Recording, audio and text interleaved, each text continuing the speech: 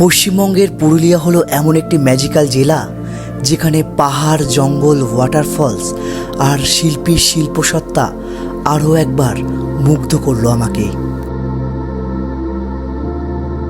Finally আমরা পুরুলিয়া ভাই কালকে রাতে বেরিয়েছি আর আজকে ভোর 6টার সময় এসে পৌঁছেছি। আজ থেকে প্রায় 3.5 বছর আগে আমরা এসেছিলাম।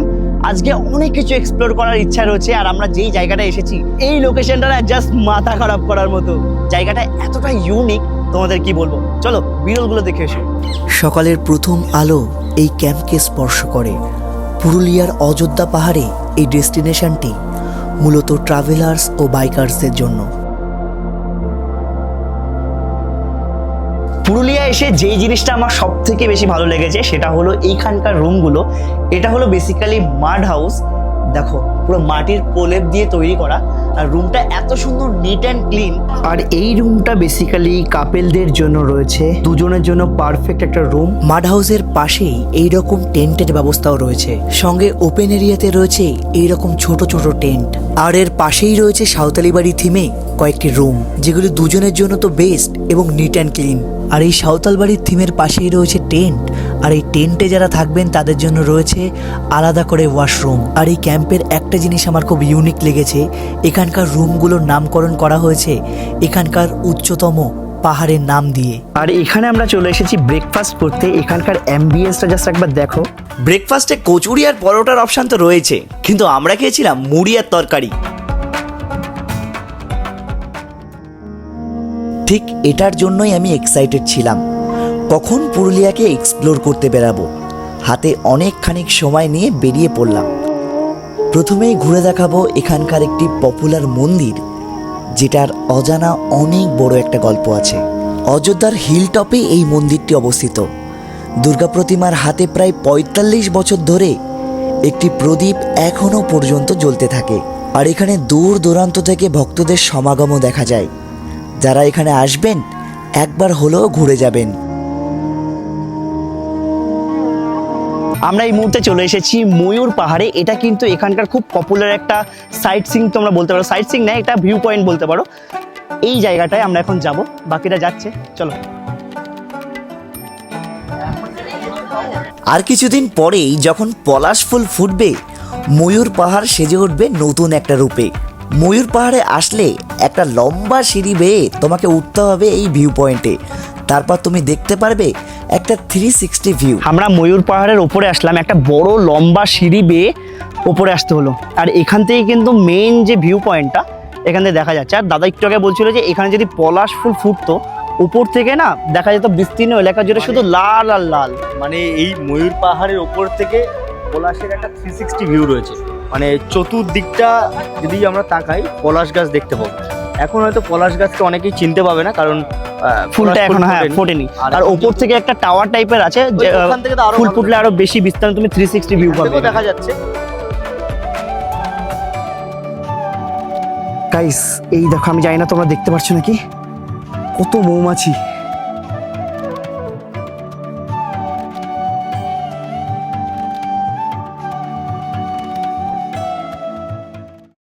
পুরুলিয়ার এই ব্লগটায় আপনারা যা যা দেখবেন সেগুলো একেবারে র এক্সপিরিয়েন্স করানোর চেষ্টা করব।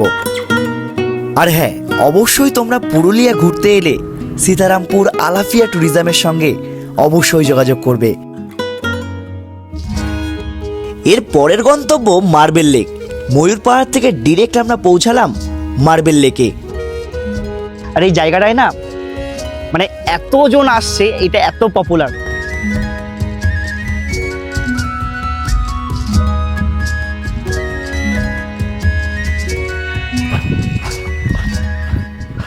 লাইফে একটু হলেও রিস্ক নিতে হয়। সবাই ওইখানে রয়েছে, আমি ওই জায়গাটায় যাব।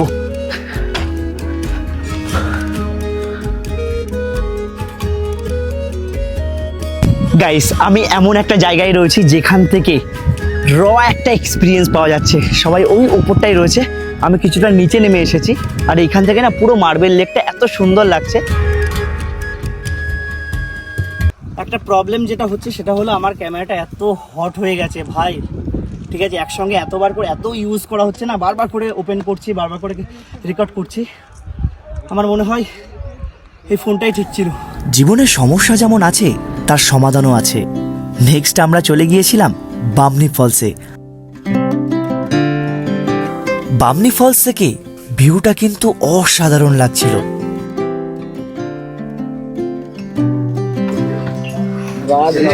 রাধে রাধে। দেখো বামনি ফলসে তোমরা যারা আসবে ভাবছো, যাদের আপনাদের বয়স একটু বেশি, তারা কিন্তু এইটা একটু অ্যাভয়েড করবেন, কারণ প্রচুর সিঁড়ি, এখানে প্রচুর সিঁড়ি।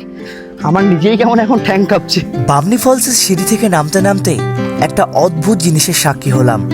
একটি ছোট্ট ভাই খেজুর পাতা দিয়ে নানা রকম ফুল বানাচ্ছে। আমরা বামনি ফলসের একদম কাছাকাছি যেতে পারছি না, কারণ অনেকটা নামতে হচ্ছে। বেশি নিচে যাওয়া যায়, কিন্তু আমরা বেশি নিচে যাবো না, এখান থেকেই জাস্ট দেখছি, ঠিক আছে? বামনি ফলসটা তোমার যে লোয়ার ড্যাম আছে না, আপার ড্যাম লোয়ার ড্যাম, সেই লোয়ার ড্যামের সঙ্গে যুক্ত হয়েছে তো, আর নিচে গেলে আমরা লোয়ার ড্যামটা পাবো। আর বামনি ফলসের আরেকটা বিশেষত্ব হলো বৃষ্টির সময় না এই যে ফলস গুলো, ও বাবা। এটা খুব মানে খুব বিশাল ভাবে পড়ে। বৃহৎ আকারের সৃষ্টি হয়।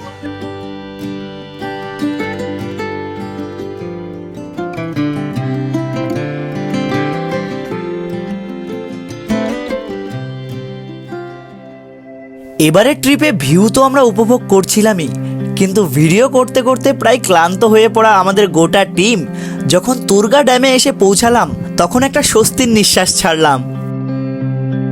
আমরা চলে এসেছি তুর্গা ড্যাম। দেখো কত সুন্দর লাগছে, জলটা না দেখতে আরো বেশি ভালো লাগছে, আর হালকা করে শীতল হাওয়া দিচ্ছে। অনেকে দেখছি এখানে স্নানও করছে। কতবার আসা হয়েছে এখানে? হাজার হাজার। আর দেখো, ওফ, নর্থ বেঙ্গল অনেকবার ঘুরতে যাওয়া হয়েছে, তবে বাড়ির পাশে যে এত সুন্দর একটি জায়গা রয়েছে তা কখনো আমরা সেভাবে ডিসকভারি করিনি। এই ড্যামের স্বচ্ছ ও শীতল জল কেমন যেন আমাদের সব ক্লান্তি দূর করে দিল। পরে একটা বিছনায় শুয়ে পড়া যায় না, ঘুমিয়ে পড়বো আমি। আর এই জায়গাটায় যে কি শান্তি আমি তোমাদের বলে বোঝাতে পারবো না। আর এই মুহূর্তে এই জায়গাটা আমাদের ছাড়তে হবে। এরপরে আমরা যাচ্ছি হলো মুখোশ গ্রামে। কথা দিচ্ছি, তোমরা যদি আলাফিয়া ট্যুরিজমের সঙ্গে পুরুলিয়া ভ্রমণ করো, তোমাকে এই তুর্গা ড্যাম তো কখনোই নিরাশা করবে না। সঙ্গে আলাফিয়া ট্যুরিজম তোমাকে দেবে একটা দারুণ মেমোরিজ। চড়িদা গ্রামে এসে আমার চোখের খিদে মিটে গেল। যেদিকে তাকায় চারিদিকে মুখোশ। এই গ্রামের অধিকাংশ পরিবার মুখোশ বানিয়ে তাদের জীবন যাপন করে। এই গ্রামের 13 থেকে 24 বছরের ছেলেমেয়েরা এই শিল্পে পারদর্শী লাভ করেছে। আর তুমি কি কত বছর বয়স দিয়ে শিখছো? 10 বছর। আর তোমার বয়স যখন 10 ছিল, এখন কত? আমি নতুন করে বলার কিছু নেই। যারা এরকম মুখোশ বা পুরুলিয়ার বিষয় নিয়ে তোমরা অনেক কিছু জেনেছো, তোমরা তো ওই ছৌ নাচের মুখোশগুলো বানাও না? ওই প্রপসগুলো কি তোমাদেরই আসে নাকি তোমাদের এখান থেকে? দাদা বানিয়েছে এত সুন্দর একটা মুখোশ। দেখো কত সুন্দর, নিখুঁত। আর মানে তুমি দেখলে বুঝতে পারবে যে একটা কি সুন্দরভাবে গঠনটা এসেছে। মানে পুরুলিয়া আসলে তোমরা যে কত কিছুর এক্সপিরিয়েন্স করতে পারবে, মানে ধারণার বাইরে। আমরা সকালবেলা বেরিয়েছি, এখন কটা বাজে ভাই? ওই 3:30 4টে মতো বাজতে যাই, শেষ হয়নি এখনো। দাদা বলছে আমাদের বাড়ি যেতে এখনো 1.5 ঘন্টা থেকে 2 ঘন্টা লাগবে। তো খুব ভালো একটা এক্সপিরিয়েন্স হলো। মুখোশ গ্রামে আগেরবার এসেছিলাম, কিন্তু আমাদের ভাগ্যক্রমে এখান থেকে চলে যেতে হয়েছিল। আমরা জাস্ট বাড়িটা দেখে চলে গেছিলাম, কারোর সঙ্গে কথা বলতে পারিনি। তো দাদাদের সঙ্গে কথা বলে খুবই ভালো লাগলো।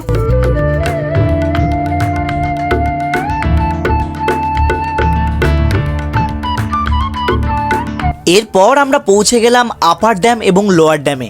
নিঃসন্দেহে এই জায়গাটা খুবই পপুলার।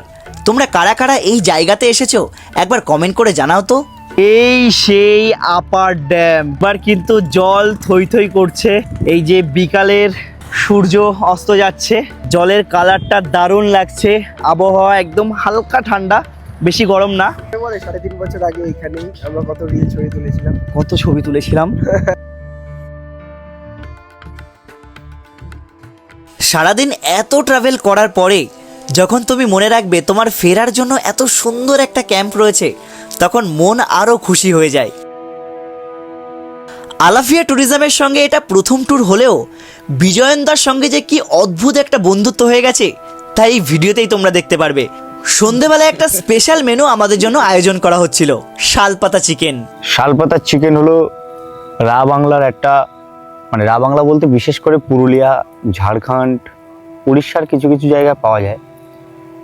সেই সব জায়গার বিশেষ একটা সান্ধ্যকালীন পদ, যেটা খুব সুস্বাদু হয় এবং হেলদি হয়।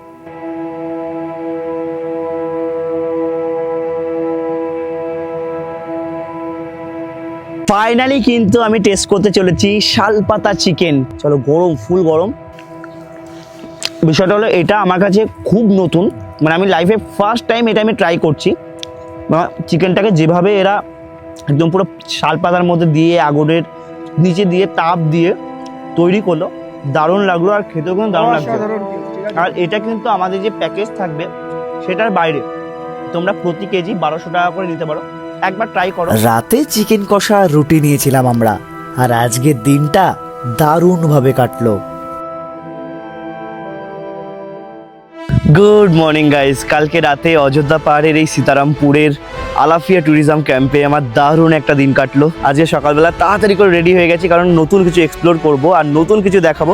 গতকাল যা ঘোরার প্রায় ঘুরেই নিয়েছি, এবার বিজয়ন্দা বলল একটা স্পেশাল জায়গায় নিয়ে যাবে, যেটা একেবারেই আর এই আমরা বেরিয়ে পড়লাম ঘাগেশ্বরী ওয়াটারফলসের দুপাশে কত সুন্দরভাবে বাড়িগুলোকে রং করা দেখো।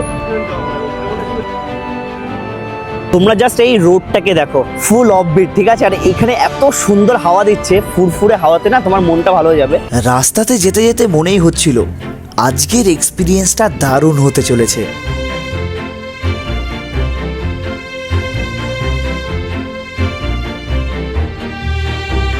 এটা কতটা অফবিট তোমরা দেখো।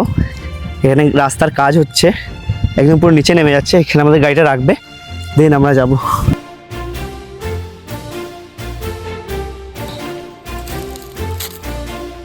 ও কি সুন্দর আকাশ দেখো। কোথাও ঘুরতে এলে সেই জায়গাটা লোকাল যে সাইট সিন গুলো আছে না, বা একদম হিডেন জেম গুলো খুঁজে বের করাটা, এটা না আলাদাই লাগে। ও কত উপর থেকে নামছে, পুরো ঢালাই এই জায়গা থেকে নিচে নামছে।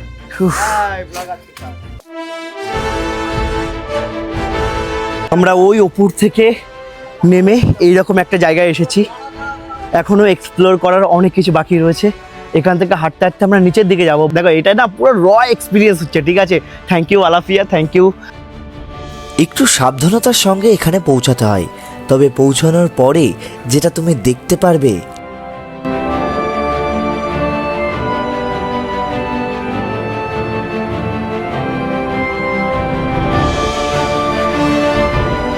দেখো, এই জায়গাটা আসার পরে না অনেকক্ষণ এখানে বসলাম, দারুণ লাগছে জায়গাটা। আমার মনটা না একদম পুরো শান্ত হয়ে যাবে।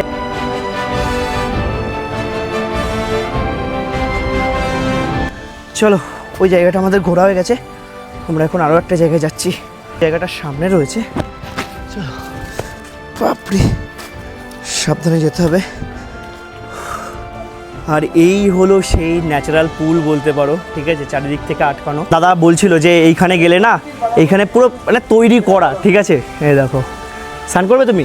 হ্যাঁ, চলো তুমি আগে নামো, আমি দেখছি এখানে। ঠিক আছে, দেখে স্লো মোশন শট নিই, ঠিক আছে, তারপরে ভাইব পেলে নেমে যাবো। ঠিক আছে।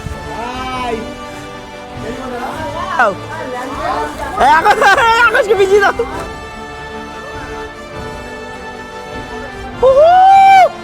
বিজয়ন্দা নেমেছিল, বিজয়ন্দা নামার পরে এখন রোদে, ওই দেখো, ওই দেখো, রোদে এখন রোদ পোয়াচ্ছে। ভীষণ ঠান্ডা। বলছে ভাই থেরাপি হয়ে গেছে।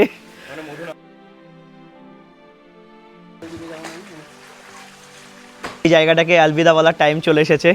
দাদাদের স্নান করা হয়ে গেছে, এখানে ড্রেস চেঞ্জ করে নিয়েছে।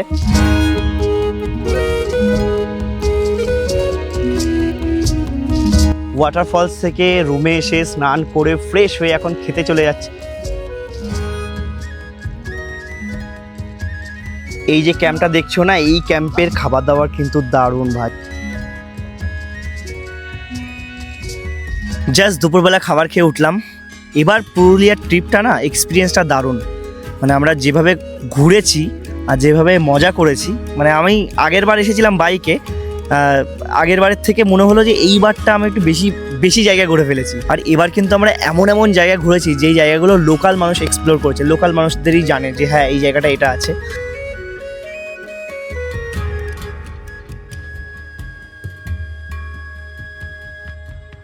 কিছুক্ষণ পরেই সানসেট হবে, আর এমন একটা জায়গায় যাচ্ছি যেখানে, যে জায়গাটার নাম বিজয়ন্দা দিয়েছে মেডিটেশন পয়েন্ট, ঠিক আছে?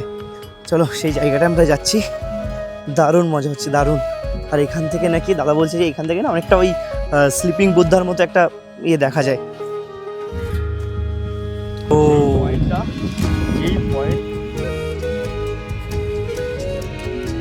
পরন্ত বিকালের এই যে সূর্যের আলোটা যখন তোমার গায়ে এসে লাগবে না, আর তার মধ্যে তোমার দুপুরে খাবার যদি একদম পুরো ফ্যান্টাস্টিক হয় ভাই, আর কোনো কথা নেই। নিঃসন্দেহে এবার ট্রিপের পরে পুরুলিয়া আমার প্রিয় জায়গাগুলোর মধ্যে একটি হয়ে গেছে। নর্থ বেঙ্গল তো অনেক ঘুরলে, এবার পুরুলিয়ার একটা প্ল্যান হোক। আচ্ছা, একটা স্পেশাল সানসেট দেখার জন্য তুমি ঠিক কি কি করতে পারো?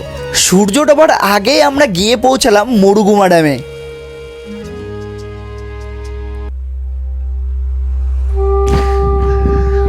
ও ভাই রে ভাই, গাড়ির স্পিড যে কত তো ছিল একমাত্র যে চালাচ্ছে সে জানে, ঠিক আছে, এত স্পিডে চালিয়েছে। ফাইনালি আমরা সানসেট দেখতে চলে এসেছি মুরুগুমা ড্যামে। আমরা ওপাশ থেকে এসেছিলাম গতবার যখন এসেছিলাম, কিন্তু এইটা যে অ্যাকচুয়াল ভিউ পয়েন্টটা, ও আর এটা না একদম পুরো ফুল ম্যাজিক্যাল লাগছে। এখানে যে ড্যামটা রয়েছে সেটা আরও ম্যাজিক্যাল লাগছে। এই ভিউটা দেখলে যে কেউ মুগ্ধ হয়ে যাবে।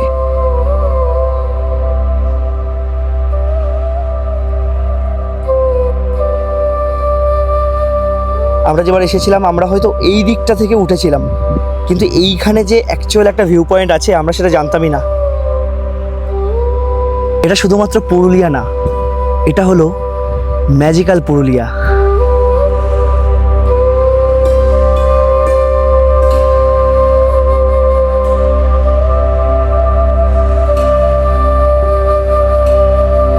যাই হোক, মুরুগুমা ড্যামকে আমাদের বাই বাই বলতে হবে। জায়গাটায় এসে সত্যি দারুণ একটা সময় কাটলো। সবাই মিলে একসঙ্গে গল্প করলাম, ছবি তুললাম, ভিডিও করলাম। এখন আমরা আমাদের ক্যাম্পের দিকে ফিরে যাব। সত্যি কথা বলতে এই যে ট্রিপটা তোমরা দেখলে, এই ট্রিপটা অর্গানাইজ করেছে আলাফিয়া ট্যুরিজম আমাদের সীতারামপুরের। দারুণ। প্রতিটা ট্রিপ শেষ হওয়ার পরে আমাদের নিজেদের মধ্যে একটা মোটিভেশন কাজ করে, আর সেই মোটিভেশন থেকেই নতুন নতুন জায়গা এক্সপ্লোর করার সাহস আমরা পাই। সত্যি বলছি, এবারের পুরুলিয়ার ট্রিপটা আমাদের দারুণ কেটেছে। তোমরা তাড়াতাড়ি পুরুলিয়ার ট্রিপ করতে চাইলে আলাফিয়া ট্যুরিজমের সঙ্গে অবশ্যই যোগাযোগ করবে। হ্যালো এভরিওয়ান, আমি আলাফিয়া ট্যুরিজমের ফাউন্ডার বিজয়ন। আমি আজ আলাফিয়া নিয়ে কিছু ইনফরমেশন দেব, আমাদের উদ্দেশ্য কি এবং হোয়াট ইজ আলাফিয়া। প্রথমেই আসি আলাফিয়া কথার অর্থ। আলাফিয়া কথার অর্থ হচ্ছে মনের শান্তি। কথাটা এসেছে একটি নাইজেরিয়ার দেশের আদিবাসী একটা ল্যাঙ্গুয়েজ যেটার নাম হচ্ছে ইউব্রা। সো আমাদের এই কথাটার অর্থ থেকেই আপনারা পরিষ্কার বুঝতে পারবেন যে আমাদের উদ্দেশ্য হচ্ছে আমাদের ট্রাভেল এক্সপিরিয়েন্সগুলোর মাধ্যম দিয়ে মানুষের কাছে মনের শান্তি প্রদান করা। ইউনিক এক্সপিরিয়েন্স করতে পারবেন এরকম কিন্তু অনেক প্রপার্টিজ আছে, অনেক ট্রিপ আছে, সেটা গ্রুপ ট্রিপ হোক বা সেটা কাস্টমাইজ ট্রিপ হোক, বা আপনারা নিজেরা প্ল্যান করে যে কোনো ডেতে আমাদের স্টে বুক করেও চলে যেতে পারবেন। কিন্তু সোশ্যাল মিডিয়াতে আপনারা যদি খোঁজেন, ফেসবুকে আলাফিয়া ট্যুরিজম, ইনস্টাগ্রামে আলাফিয়া ট্যুরিজম, ইউটিউবে আলাফিয়া ট্যুরিজম, সব জায়গায় কিন্তু এই একই নামে আপনারা পেয়ে যাবেন। সো আমাদের সাপোর্ট করবেন। সবাই খুব ভালো থাকবেন। Thank you.